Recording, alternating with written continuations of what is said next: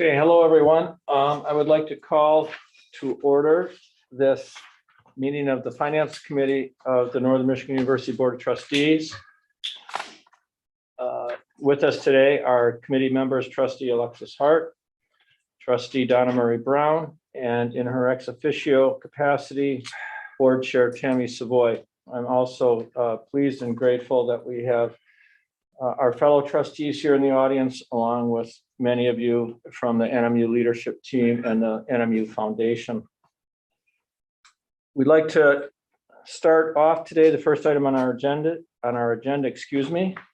is a report from our Director of Internal Audit and Risk Management, Jill Compton.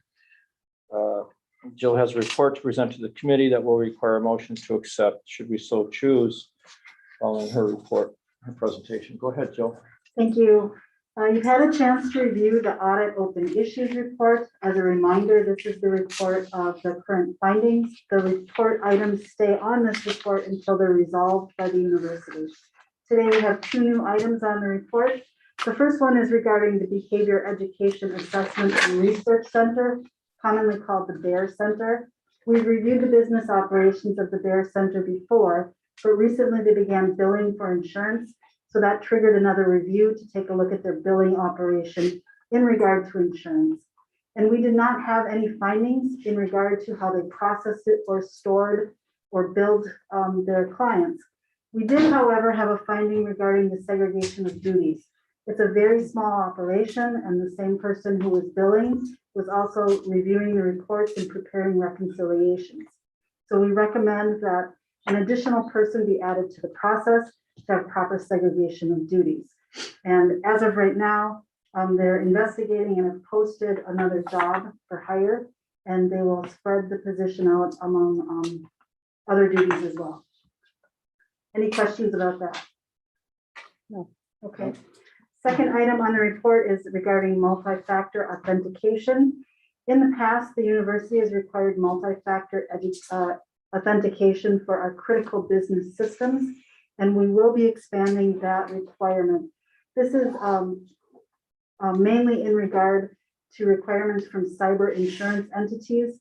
We went out on bid for cyber insurance this year and find that in response to national and state issues, multi-factor authentication will, going forward, be required for most business systems and non-business systems.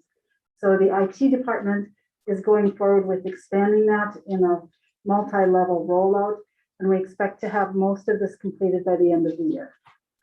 Any questions regarding that? No. Okay, that concludes my report. Great. I would ask for a motion to accept Jill's report as written. So moved. I move to accept the written open issues report. Thank you. Do we have a second? Second. Discussion? All those in favor, please indicate by saying aye. Aye. Aye. Aye. Opposed? Okay. Thank you, Jill. Thank you. Yeah, thanks, Jill.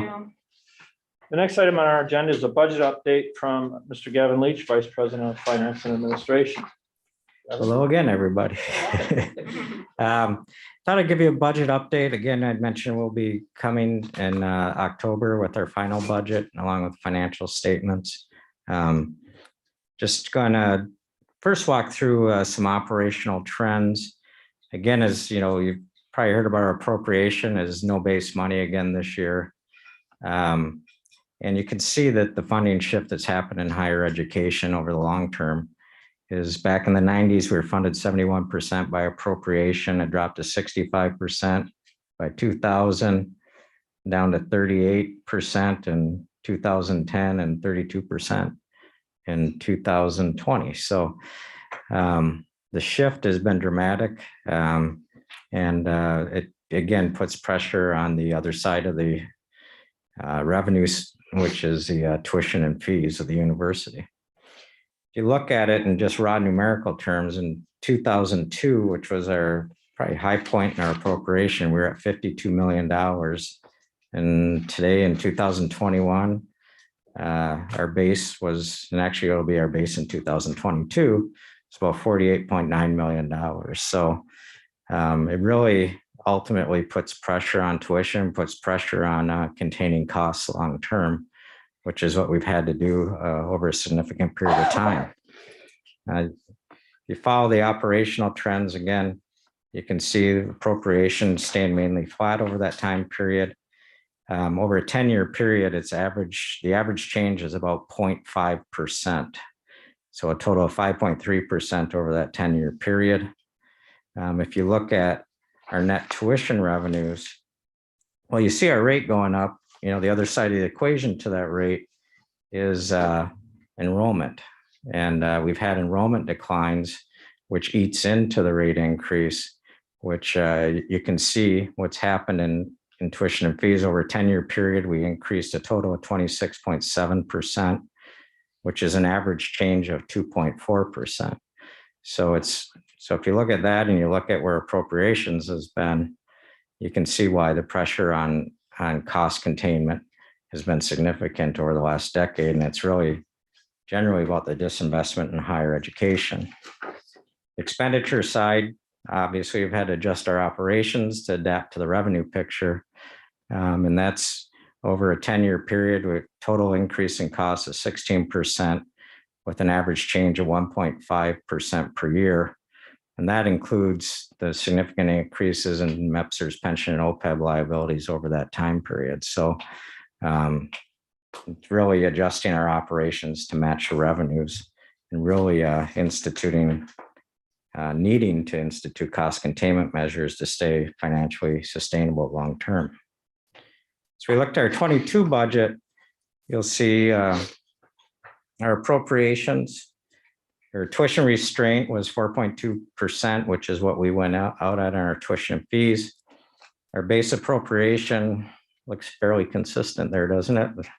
48.9 million, and that'll be our starting point when you get to fiscal year 23, even though we're getting some one-time money this year. This is of 4.9% one-time money.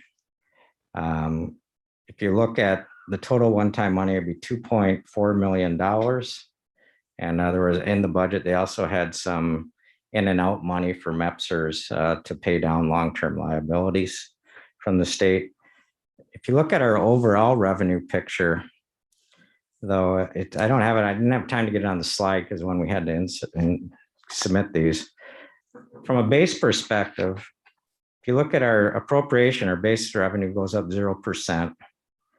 Our tuition netted out to 2% because of enrollment loss this year. Even though we raised tuition 4.2%, the net effect after enrollment loss was 2%. We had additional scholarships we put out this year, which went up 4.1%. So the net tuition revenue is 1.4%.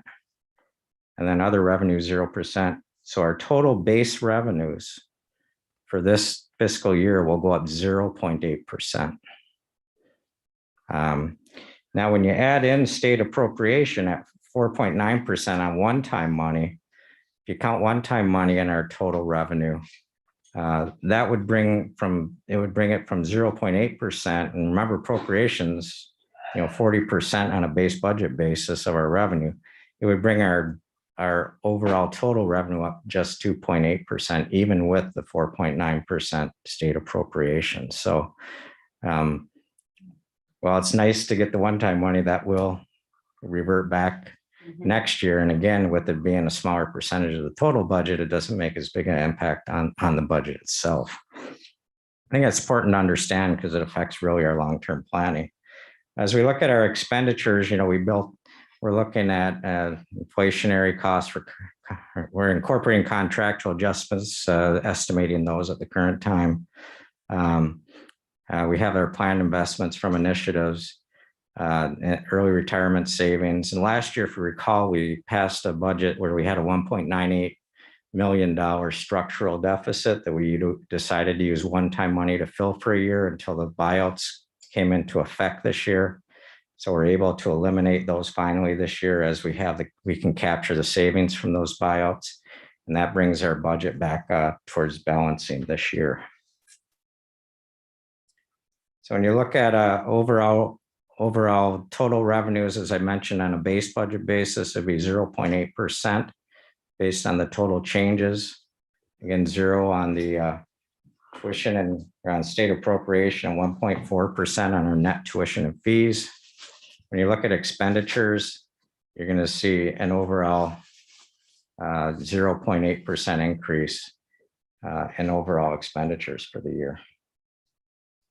And you can see from the categories, a lot of the personnel costs received a decline is utilization of our buyout savings that will take effect in this fiscal year. Supplies is reallocation between line items. And again, eliminating the use of one-time reserves to balance out the total budget at 0.8% increase in structural costs. So, so that's pretty much the overall picture for now. We'll finalize this, once we have all the final details and we're completing our financials in October, and we'll meet probably late in October to pass the budget, the final general fund budget. Any questions on that? I have one question. Could you go back to, you mentioned the total base revenue increase for 21 was 0.8%. Yeah. And even when you add in the one-time money, what is that percentage?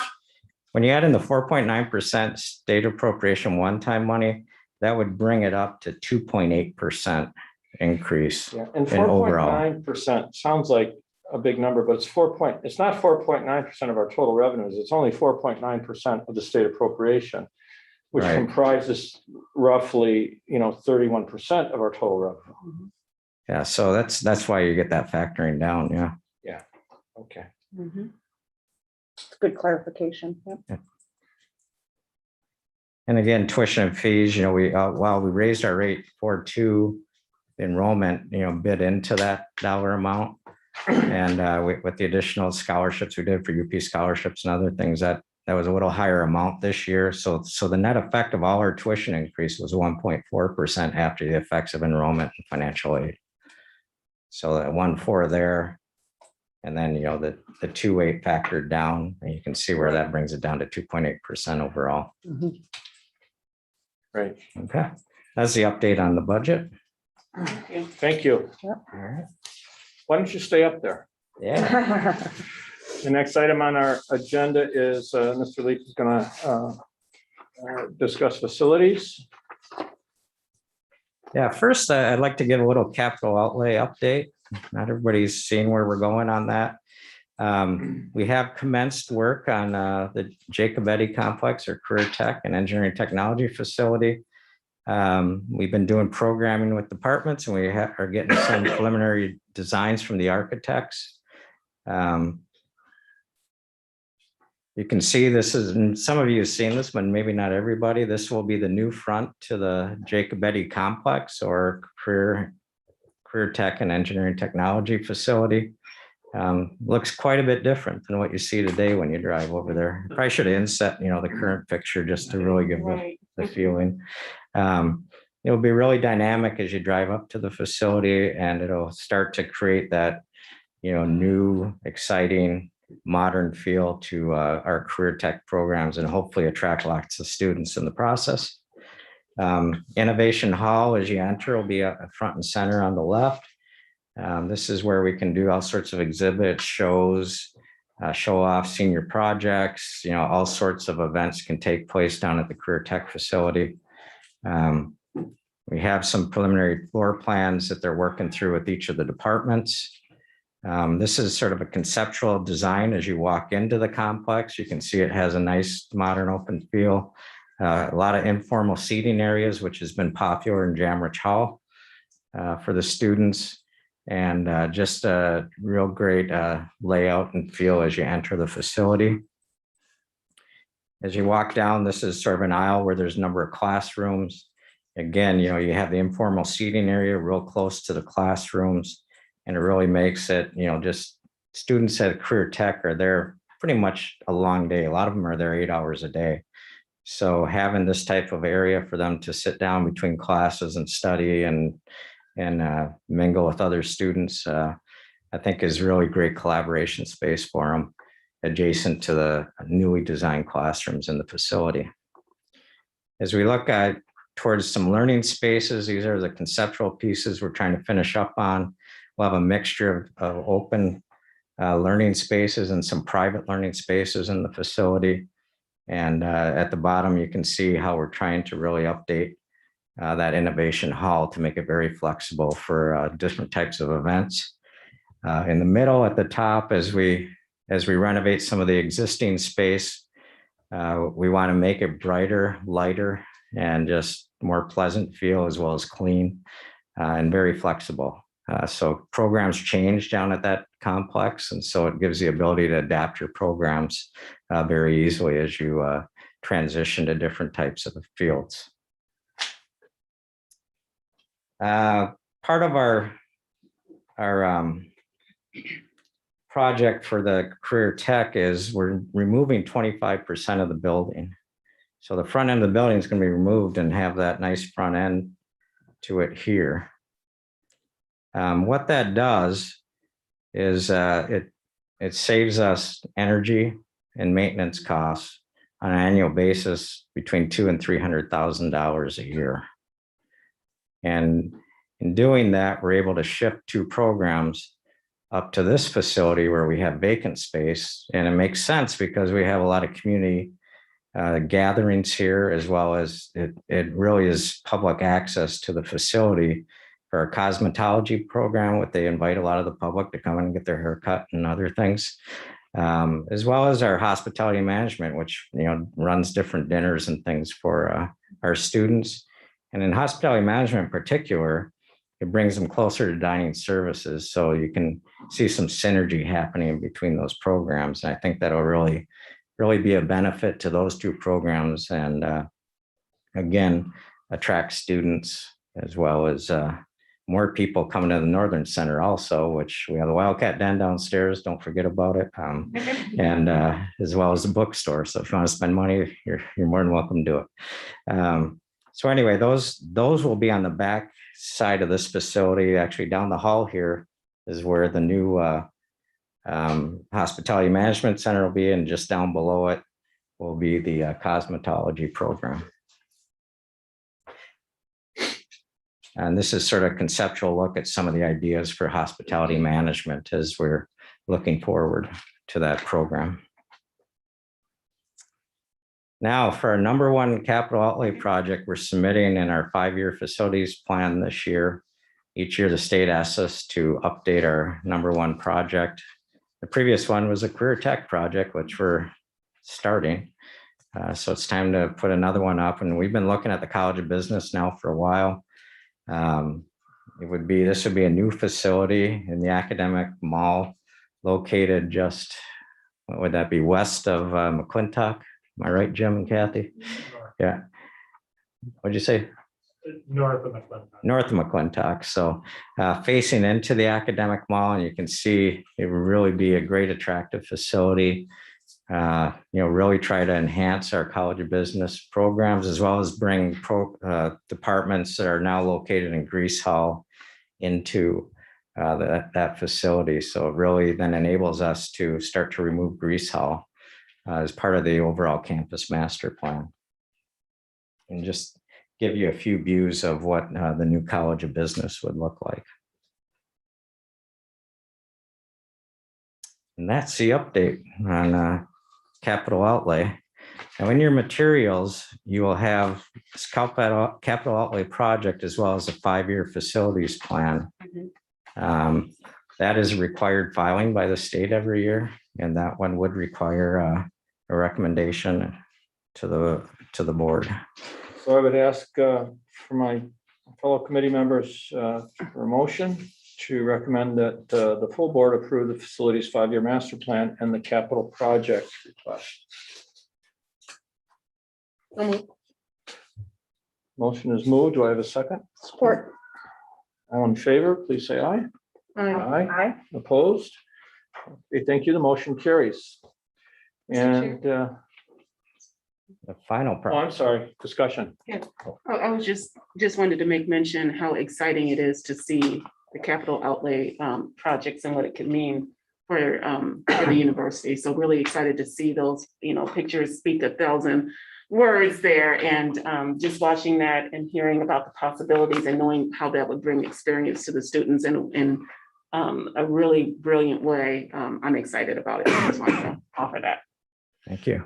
Thank you for that, trustee Murray Brown, because I think you hit on a very good point. We get so focused, as I just demonstrated there, and just, getting through an agenda that we fail to maybe take pause and acknowledge the significance of this on our top priority, which is serving our students and student success. So these all certainly go to fulfilling that part of our mission.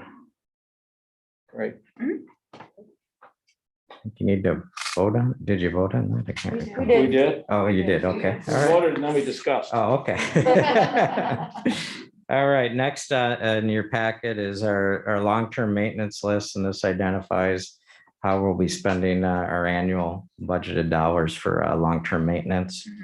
Again, you can, pretty standard items that we just need to deal with every year. That's so anyway, there, you can see the list there. Little more extensive work in the northern center on the lower floor with some restrooms and some areas that are included there also. But overall, total would be 1.7 million that's budgeted in the general fund and 1.2 million overall in our auxiliary funds for a total of $2.9 million. Definitely not as exciting as the new college of business. That one is not as exciting, that's right.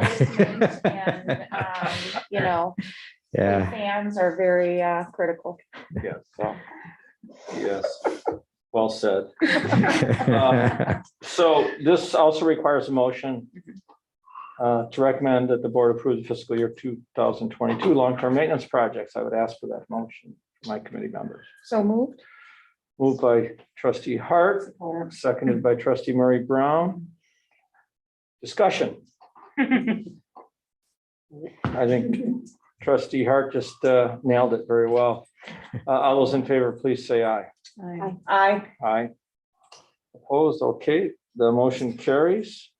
I believe that covers everything on our agenda. Yes, it does. Unless you had anything more to add? Gavin? No, I think it's I would, exciting times. I would like to just thank you and your staff and everybody that's involved in this effort, not just the budget, capital projects. A lot of you out there for all the great work.